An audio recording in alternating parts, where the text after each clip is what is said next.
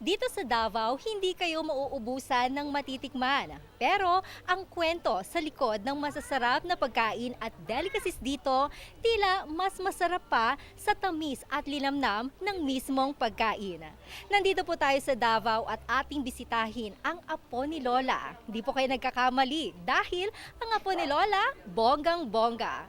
Ating alamin kung paano natulungan ng Department of Science and Technology ang apo ni Lola na makagawa pa ng matatamis at masasarap na candies at sweets. Alamin natin ang lahat ng yan dito lang sa DOSTv, Science for the People.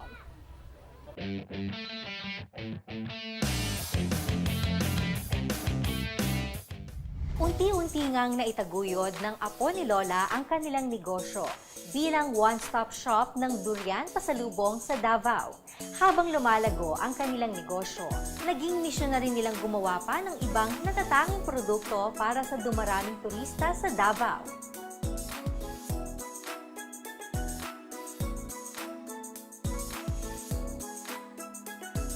Nasa pangalawang availment na ng setup ang apo ni Lola.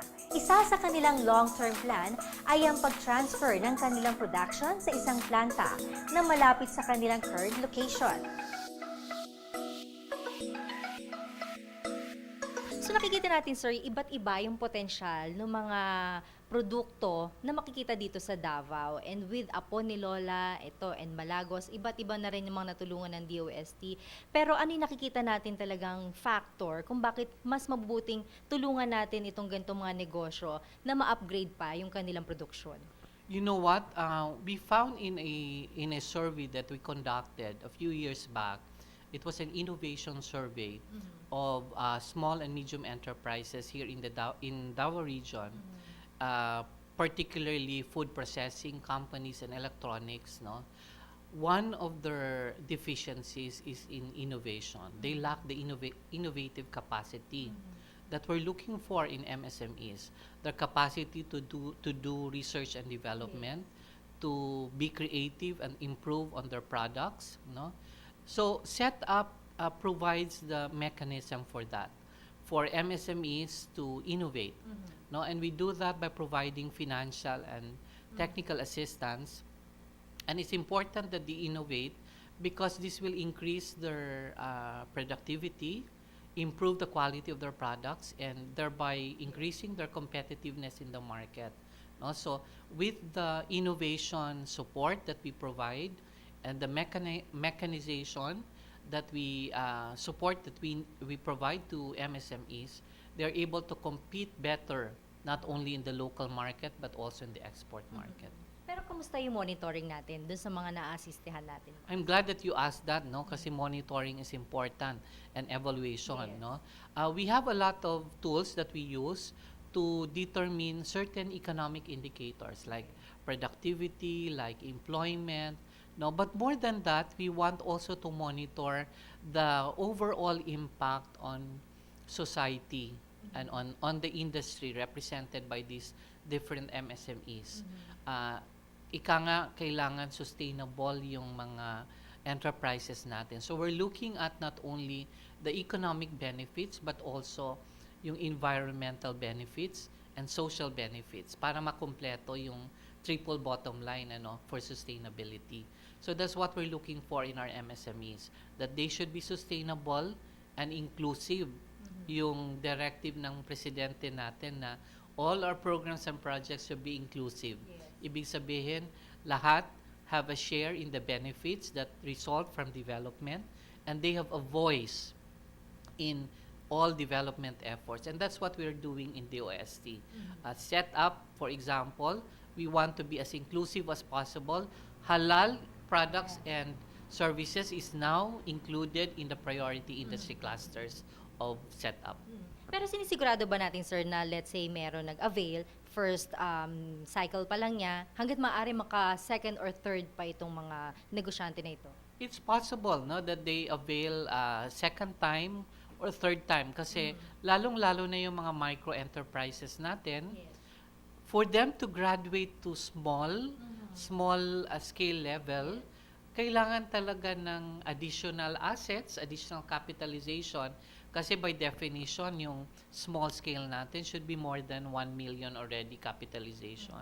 So for micro scale MSMEs, dapat we should add more capitalization to their business for them to graduate to small. And the same thing for small to medium and medium to large. No? Paano natin napapaabot yung ganitong klase ng programa sa publiko? Kasi pagka tinutukoy natin Department of Science and Technology, ang isipan ng tao, more on computers lang yan, technology. Pero meron pala tayong ganitong klase ng mga programa na makakatulong dun sa mga negosyante. Today, we're conducting the S&T Caravan. No? But this is for the metals and engineering sector. But we can do that for other sectors like the food processing sector, S&T caravans. No?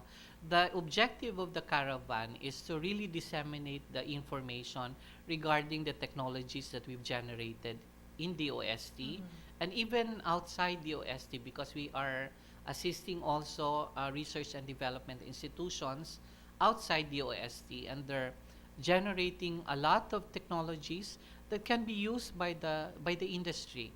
And through these caravans and through other S&T promotion mechanisms of the OST, we can promote this technology. We can reach out to the countryside because for us to be inclusive, kailangan we reach out to the countryside, to the grassroots kasi dun kailangan ang siyensya, no? Ika nga, science for the people, no? Which is the flagship program of the OST now. Nabanggit nyo na yun, sir. Siyempre, meron tayong objective. Ito, mandato natin, mapaabot natin hanggang sa kasulok-sulukan ng bansa ang maitutulong ng siyensya. So, kayo bilang kinatawan ng ahensya ng gobyerno, ano nararamdaman ninyo na nagiging parte kayo sa pagtulong do sa ating mga kapatid at ating mga kababayan? You know, it's really very heartening, no, to see that people appreciate the role of science in their daily lives, no. Science is very important at home, in the community, in local government units. That is why when I see a setup beneficiary telling me that, alam mo, maraming natulungan tayo dahil sa setup, no? For example, isang example na lang si Mr. Lau na gumagawa ng coconut sugar. At saka itong si apo ni Lola, dati iilan lang yung ano niya, yung mga empleyado. With the setup intervention, dumami pa ang mga empleyado niya. So they're really contributing to development. We don't call them anymore setup beneficiaries. We call them now setup partners in development. Kasi kung titingnan mo, they're really contributing a lot. It's a collective effort between government and industry, which is very important kasi for development to happen, for growth and progress to happen, kailangan concerted effort ng quadruple helix nga ngayon, no? Hindi na triple helix. Yung government, industry, academe, and civil society. Important that all these four sectors are their perspectives are taken into consideration in all development efforts. So, napakaganda sinabi niyo, sir. Nagbigay pa tayo ng job opportunity sa mas nakararami. And any future plan po pagdating dito sa ating programa na setup? For setup, we're now moving into transitioning into setup 2.0. Okay, ano yung sir? Ano itong setup 2.0? We are going more into industry level interventions. Dahil dati yung setup is ang interventions niya is only for firm level interventions. Ngayon with setup 2.0, we're providing more industry level interventions kasi nakita namin the problems in the different industries that we have in the Philippines is kanya-kanya pa rin yung players, no? They're really not synergizing, they're really not collaborating. So, the industry doesn't really grow. So what we want with the industry interventions that we will provide under setup is the whole industry will grow as one, not only the individual firms. Kasi napapag-iwanan is not inclusive, still not inclusive if we do firm level interventions. But if we work on the whole industry as one, then we help them develop as one industry. No? So, if we do that for all the industries here in the Philippines, then that would make a lot of difference for development of the country. No? And we're proud that DOST is contributing a lot to that development.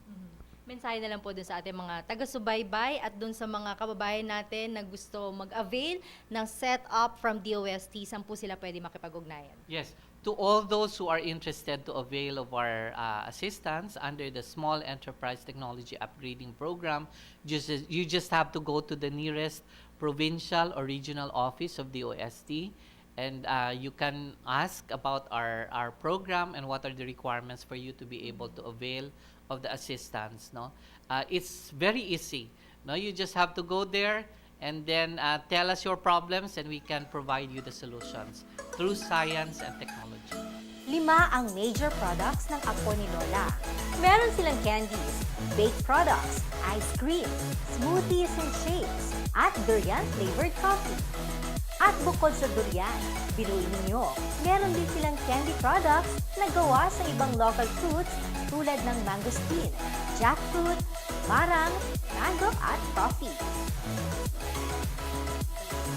Sa tart production po natin, ma'am, first is mini-mix po lahat ng mga raw mats area natin sa ating mixer. Then after that, imo-mold naman ng mga baker. So ito na ang magiging itsura ng after nila ma-mold. So ilalagay sa molder. And then after this one, i-bake na naman siya. Then ang tart kasi, hindi siya part ng bakery actually. Bale yung parang raw mats lang siya ng candy department. Kasi after na maluto, is ganito na naman ang itsura niya. So after this one, ipapasa ito sa candy department para na naman sa filling. So pag filling is that under na siya sa candy department. So later kasi doon, tapos na yung tart natin. So wala kaming mapakita na filling for tart. Okay lang, okay. Okay pa.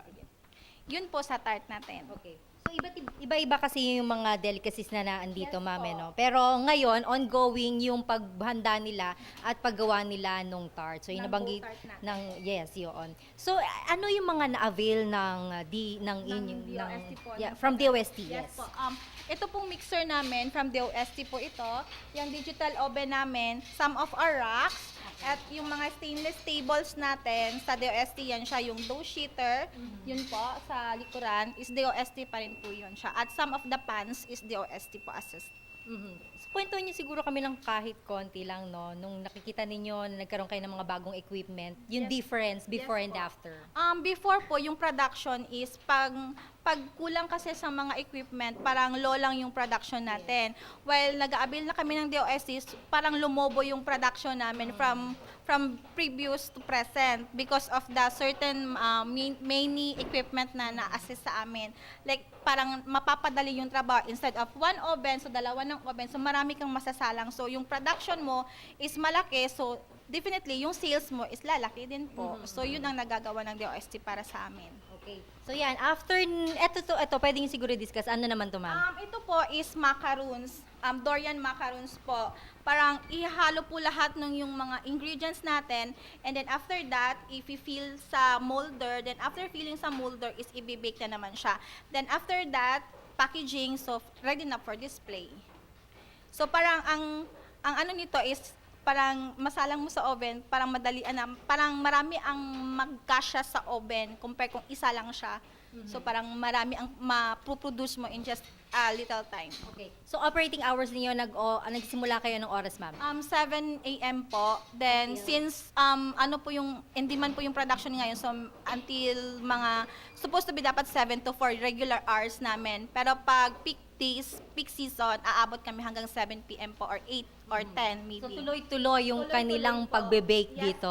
po, opo. At lahat ng mga nakikita natin dito, mauubusin ngayon, ma'am. Para bukas po yan siya. Okay. Kasi kailangan pa siyang i-cool down, then after that, bukas siya babalot, di-display na siya. Mauubos po siya, definitely po. Ito naman po is yung cooking area natin, one section of our production department. So first is, dito niluluto yung cooked candy natin for filling and for candy packaging. So ito, hinahalo sa isang kawali, hinahalo siya lahat na halo na siya, including our durian meat. So, kung mapapansin niyo durian meat po talaga siya. So, walang flavoring, walang added oil. Paano yung ratio niyan, ma'am? Parang hindi namin siya pwedeng i-disclose. Yes po. may secret. Apo. So, yun po, halo siya lahat. Then, pagkahalo niya lahat, isasalang na parang ganon. So, constant stirring for 30 to 45 minutes hanggang ma-sticky na siya, na gano'n na siya. So, pag gano'n na siya, ita-transfer naman siya sa isang topper. Tapos, yung isang topper is yun na naman ang babalutin ng ating mga packaging crew. So dito pa lang, 30 to 40 minutes Yes po. na siyang Constant stirring po. haluin. Yes So po. pagdating sa kawali, ilang minuto po? Ay, hindi.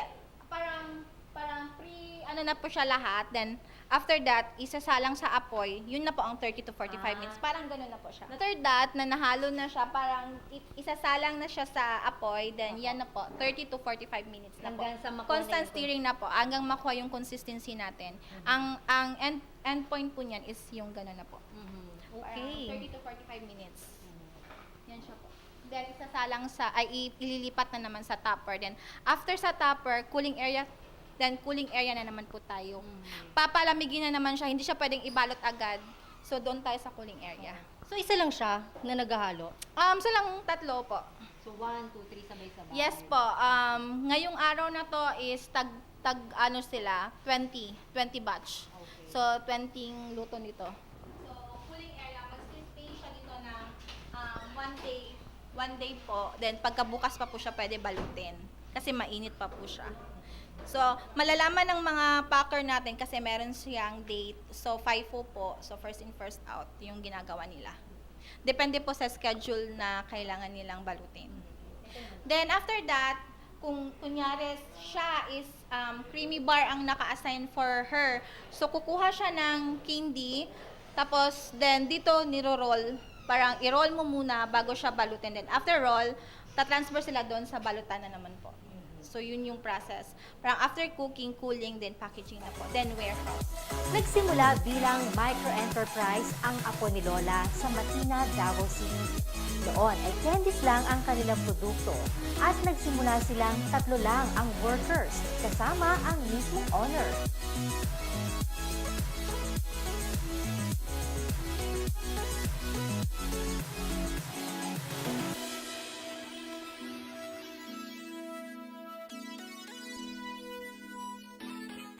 Alright, nang kwentuhan nyo kami, paano ba nagsimula itong negosyo ng apo ni Lola? Apo ni Lola was founded by Sir Arnel Raakin.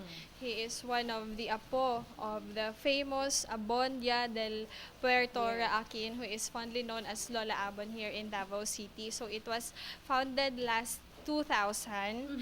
And then, yun po, he started with the Yema type, the candies that are not the same with the traditional. He innovated from the sticks, from the cubes to the Yema type. And then later on, he was able to come up with different products from the candies. He was able to come up with the pastries. And then right now, he was able to set up also his outlets. Ganun po. Okay, pero yung mga produkto, syempre, nagsimula ba yung sikreto nung kanilang mga products dun sa kanilang lola?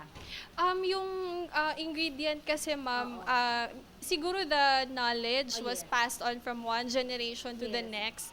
Pero yung ingredient is later on ini-improve to cater the demand of the market. So yung kay Lola Abons kasi that time was the traditional, the sticks and the cubes.